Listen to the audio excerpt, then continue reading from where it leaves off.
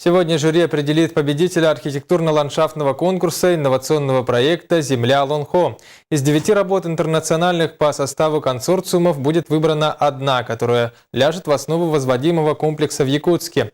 Имя победителя огласят 27 сентября, в День государственности республики. Об этом амбициозном проекте в материале нашего корреспондента Туяры Филипповой.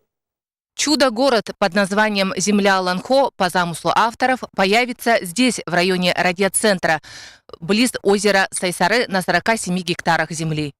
Подземный мусоропровод с пневматическим сбросом мусора, использование струнного транспорта и электромобилей, движущихся по двухуровневым дорогам, дома, отапливаемые от солнечных батарей, имеющие стеклянные стены, специалисты, работающие с облачными технологиями. Все это должно сочетаться, казалось бы, с несочетаемым, с якутским героическим эпосом о Лонхо. Город в городе. Еще пару лет назад проект был лишь плодом фантазии небольшого количества людей, самих авторов проекта.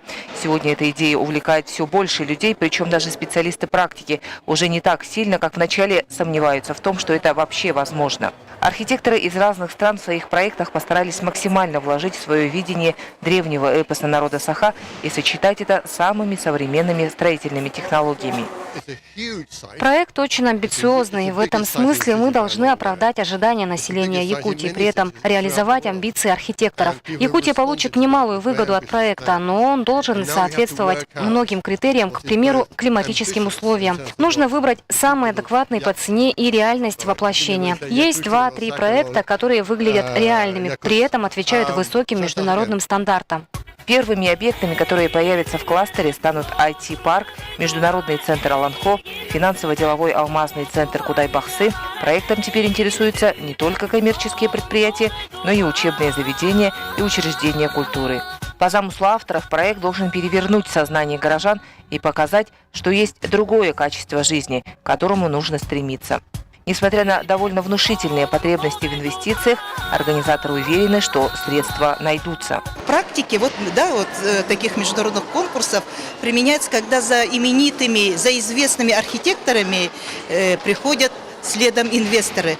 И, соответственно, в нашем проекте тоже мы учли, и поэтому объявили международный конкурс. И прямо в конкурсе положении указали, чтобы в командах были интернациональные команды, интернациональный состав был, чтобы с именитыми архитекторами работали наравне наши местные якутские архитекторы и проектанты, потому что этот опыт для них будет бесценным.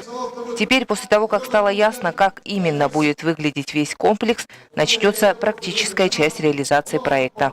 Ну а на вопрос, воплотится ли проект «Земля Лонхо» в жизнь, эксперты считают, что тут важно найти золотую середину между идеализмом и прагматизмом. Иначе мечты могут превратиться лишь в банальные коммерческие постройки.